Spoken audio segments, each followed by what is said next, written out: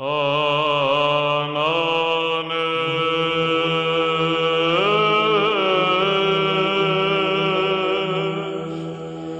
there! Today we're going to talk about this pen, and this pen was sent to me by James. Thank you, James. This is a Hero 611, meaning it is a pen made in China, and I would say that if you have a look at the clip of the pen, I don't even have to make this focus, but I'll try to make it focus just for fun. Does that remind you of something? Let me think. Which brand also has a clip that looks like an arrow? Well, anyway, clearly we know which brand Hero used to get its inspiration from, but let's have a look at the pen. So I'll cover the parts of the pen, tell you what I like about it, what I don't like about it, and then do a writing sample. Let's start on top of the cap. On top of the cap there's a black thing. It's black, and it's surrounded by some type of chrome ring, and that chrome ring seems to keep the clip in place. The clip itself is pretty tight, a bit tighter than I would prefer. I've got the feeling that this could actually rip a shirt pocket off. Okay, then we have, I actually like that bit, and this is something I do want to show you in close-up. Let me see how we're doing here. Zoom. Yes. It reflects quite a bit. Maybe if I bring it even closer. So it says Hero and has some nice scroll work stuff going on there, which I kind of like. Okay, the scroll work is, I don't know, a laurel crown or something, and it says 1931. I'm not sure whether Hero was established in 1931. I will assume for now that it was. Sorry, I just had to take a sip there. The whole pen is made of metal, which gives it a very robust feel. I like that. A lot of Chinese pens are made of plastics. They feel very light, and this one actually feels quite robust. I think that's a very nice touch. As you see, this nice sort of piano lacquer black. I always like that. Nice and shiny. The end of the barrel, there is nothing, just the rounding off of the barrel. The cap is a slip cap. Oh, by the way, on the center band, it doesn't just say Hero. It also says 611, the model of the pen. Okay, the pen, the cap slips off. It posts. It's not the most secure post I've ever seen, I've got the feeling. And again, this has one of those white inner caps. I'm sure you can't really see that.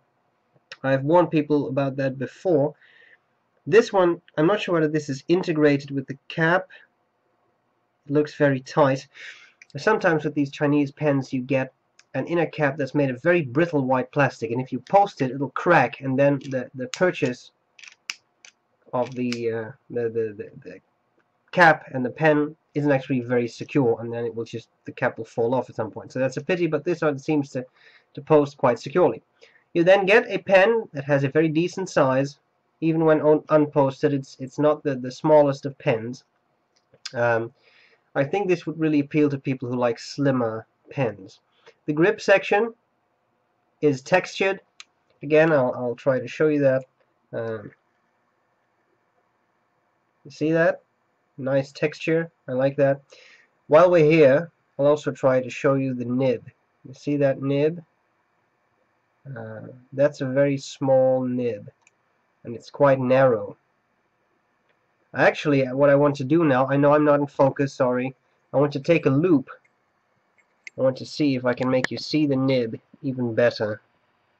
There we go. So this is again, Robert, man, thanks for this webcam. This is extremely cool. This is a nib I have seen on other Chinese pens, and I've seen that hooded thing right there. Ooh, I got a big finger. I told you I've got relatively large hands. Look at that finger. Anyway, so this is a semi-hooded nib, and I've seen that metal, what do you call that, hood or thing surrounding the nib. I've seen that in other Chinese pens too. This also shows you a nice detail of the texture of the section, by the way. Okay, there we are. I'm back. These nibs, the ones I have seen so far, were quite dry. This one does not seem to be particularly dry. I was pleasantly surprised with that. One thing you can do, at least things I've been able to do with with this nib in other pens, is just take a pair of pliers and pull out the nib. Just pull it out straight. Then you can work on it a bit if you find that necessary. I'm not sure whether it'll work with this pen because I haven't tried it, because it wasn't necessary, but you know, just so you know. Okay, barrel, you unscrew it. You have one of these push type converters. I'm sure that you've seen these before, but if you haven't, again, I'll try to make you show this. So you see that piston, you just put your finger on there and you push it back in, and then you push the piston in, which is like unlike a lot of converters where you screw it. In this case, you just push it. Again, this is a Parker. Oh, sorry, did I say Parker? I mean, there is a brand that has an arrow clip, and they also use this converter. So Hero had a good look at that brand, I'm sure.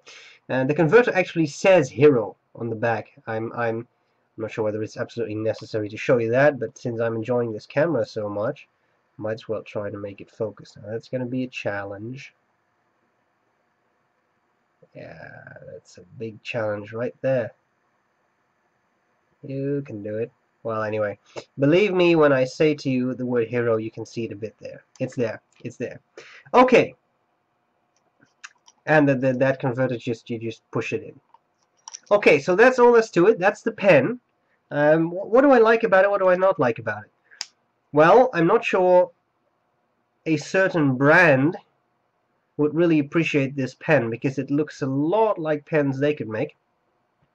But in all, I think you're getting a fairly decent pen for the price. I mean, it's metal, giving it that nice robust feel.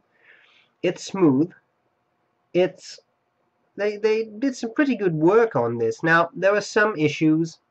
Sorry, I don't want to make you nauseous by zooming in and out all the time, but I would like to show you something, if I can make it focus at this very close range. Do you see this? Right, oops, where's my finger? There's my finger. There's a little gap between that silver part, or the chrome part, and the black part. See that? That little gap? Right there, where my nail ends. Well, that's just a little bit of a lack of tolerance, I guess, when making this pen. Let's face it, these pens do not cost hundreds of dollars, right? They're fairly inexpensive, not to say downright cheap sometimes. And this can be expected. If you would buy, say, a Parker pen, you probably would not get that. But with this pen, I mean, you know, I think you'll get something that's decent. Alright, so that's what I like. Robustness, decently made, looks pretty cool, I think. I mean, nice and shiny and black, I like that. What do I not like about it? Well, as I said, the nib was okay. There isn't a whole lot I don't like. It's a simple pen. You would carry this, and if you would lose it, you lose a couple of dollars. I think it's interesting to check out this brand. So far, I've had pretty positive experiences with Hero. I just think it's nice. And as I said, I mean, you know, these tolerances, there are some issues, but you're not buying a multiple $100 pen. So if you realize that, I think you should be cool. Cool. So, there you have it. The Hero 611, we're going to do a writing sample next. I hope this was useful, and I'll see you later. Bye-bye.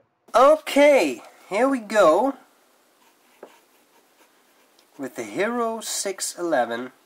The nib doesn't really say anything, but I would say this is a good medium. And the ink is Mont Blanc Midnight Blue, which is an iron gall ink. So if I would throw water on this, then nothing would change. It would still stay on the paper. I have actually done that, and I can tell you it's true. So that's what you're looking for, then get this ink. Okay, today we're not talking about the ink, we're talking about the pen.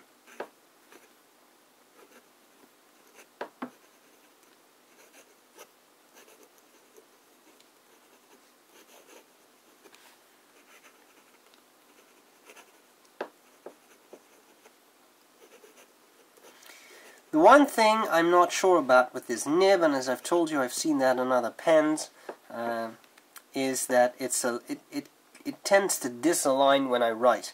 Somehow I rotate it, and then I end up with writing on the side or something. Now I'm exaggerating, but even disaligning it a bit will make you get some feedback. Whereas if it's aligned properly, then that is not really the case. So I don't know about these nibs. That's something that always I find a little odd. Let us do some fast writing and see how well the feed keeps up.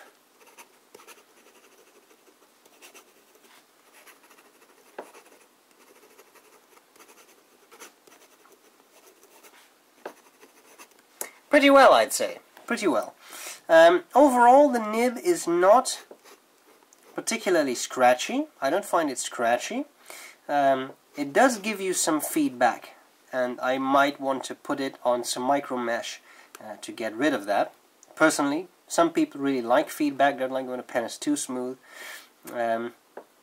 It's a bit more feedback than I would appreciate, and especially when you... Now I've sort of misaligned the tines to the paper. That is a line, yeah. It's easy to misalign it and then you get some scratchy feelings. But of course you get that with any pen, so that's not inherent to this pen. Okay, what about wetness? Nice even patch of ink, not a lot of white in there. Ink flow seems pretty consistent. Let's just give that 2 seconds to dry or something. Pen is pleasant to hold. It doesn't really slip away, although it is textured. It's not, I mean, it is, I hope this makes sense, but it's still fairly smooth. So even though it's textured, it's not the roughest surface out there, so it's very easy to just rotate the pen in your hands and your fingers could actually slip on this. It's still plastic, that's polished or something, I don't know.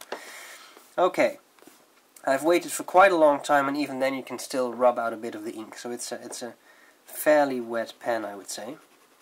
If I would do that straight away, then you see it's really wet. Okay, final thing I'd like to check is line variation. Just applying more pressure here.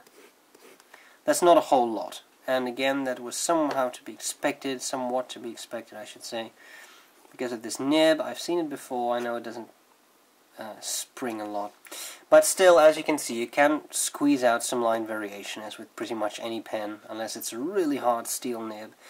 So you can get a bit. It's not a flex pen, and it's not advertised as such. So there you have it. The Hero 611. I hope this was useful, and I'll see you later. Bye bye.